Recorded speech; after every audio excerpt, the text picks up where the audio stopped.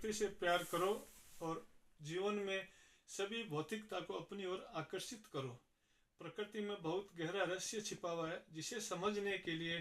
प्रकृति में विद्यमान सभी पेड़ पौधे, पशु पक्षी व चींटियों के प्रति निष्काम व निस्वार्थ भाव से अपनी योग्यता अनुसार सेवा भाव के रूप में उनके लिए दाना पानी व भोजन की व्यवस्था प्रतिदिन करो, जिससे उनका पेट भर सके और वो हमें दुआएं व आशीर्वाद दे सके। यही दुआएं व आशीर्वाद हमारे जीवन में पॉजिटिव एनर्जी के रूप में दिन रात हमारे साथ काम करती है और हमारे जीवन में सुख समृद्धि बनी रहती है।